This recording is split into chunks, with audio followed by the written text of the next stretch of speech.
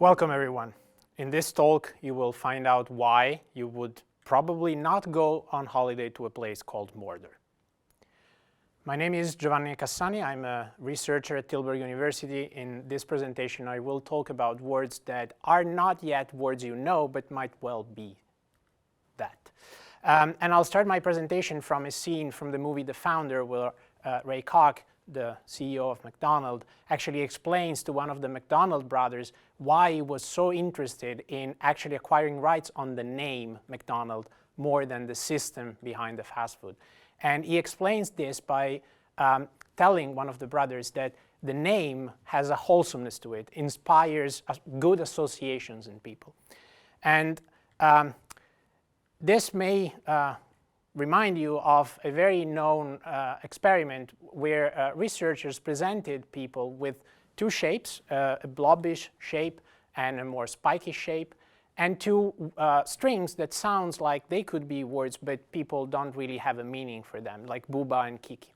And people across cultures, across ages, across literacy levels, they tend to associate Booba with the round shape and Kiki with the spiky shape. Now, why? Also, if I tell you that yesterday I went hiking in the woods and there was a cute tiny wampumuk climbing a tree chasing a finch, you will probably imagine a certain creature that fits the description that is given. But what if I tell you that I saw a horgoose in the very same situation? Now, if you're like me and most people I know, even though the context is the same and you've never heard wampumuk or horgoose before, the picture you form of this creature is going to be different. Question is why? This also happens with characters in books. You meet a character for the first time in a story and they're introduced to you with a name. Sure, there might be a description, but the name will start inspiring you with certain ideas about what this character might look like. So what we did, me and collaborators, we went through books and fan fiction stories and we found characters in these stories and we built small profiles about them, identifying whether they were male or female, whether they were old or young, whether they were good or evil. And we then divided these profiles according to the type of name. Some characters are named with names that we are used to, like John, Susan, that we encounter in daily life.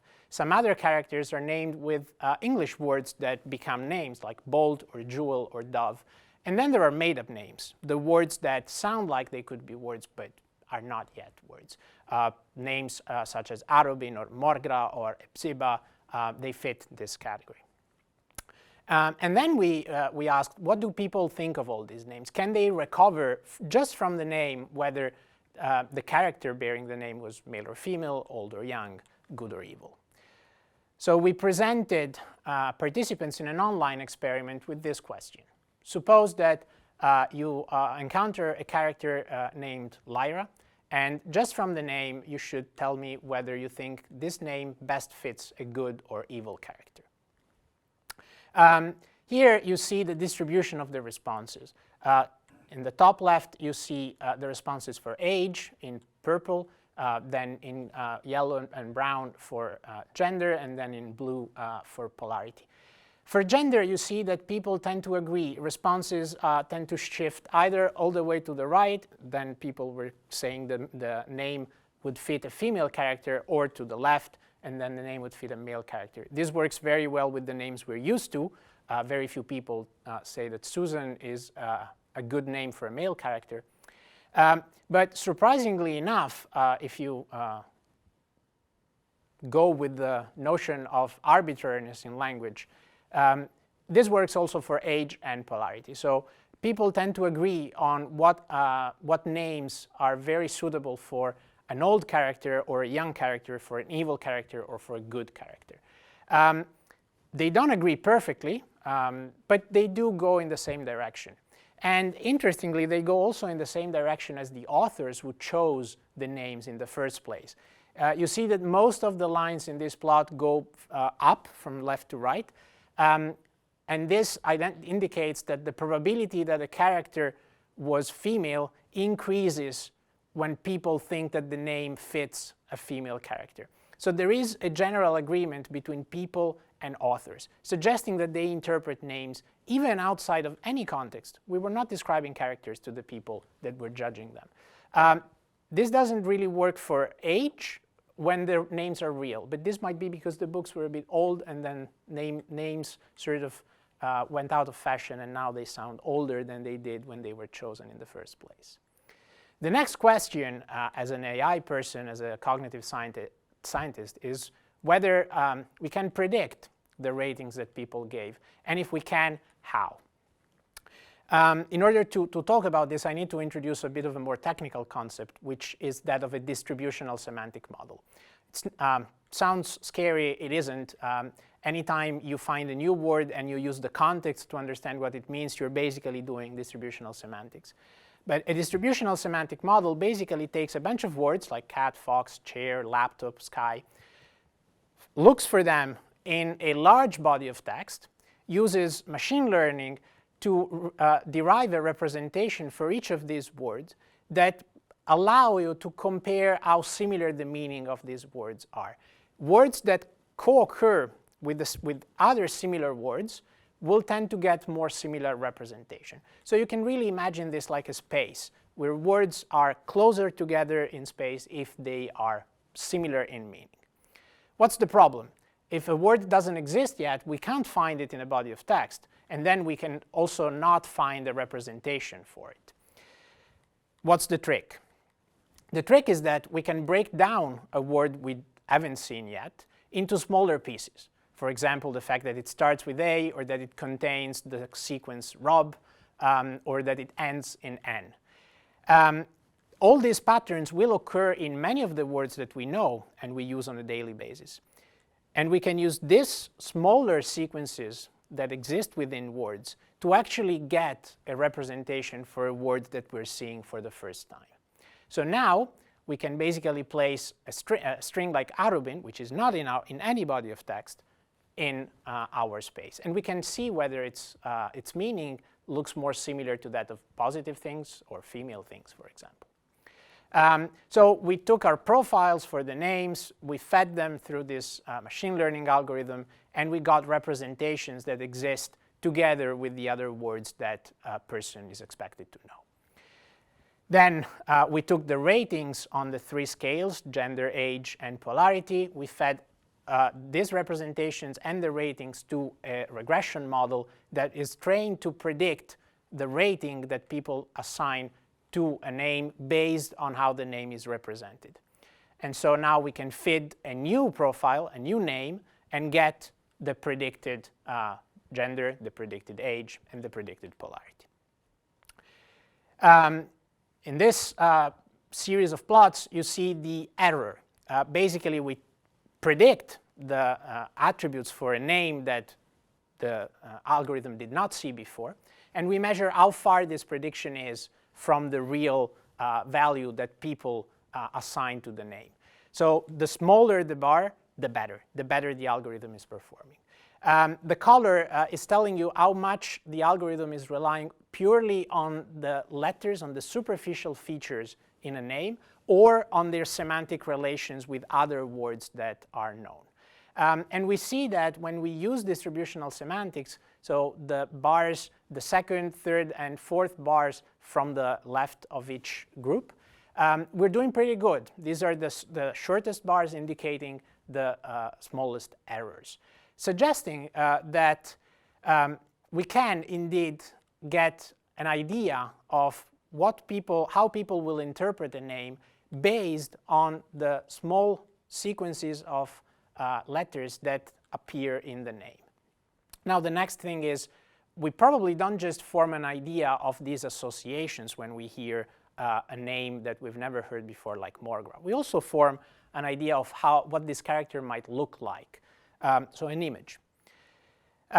So what we did next was basically take a different model that still relies on distributional semantics principles, but instead of feeding it just text, we train it with texts and images. So this model learns to represent words and images in the same representation space And so now we can compare how similar an image is to a word.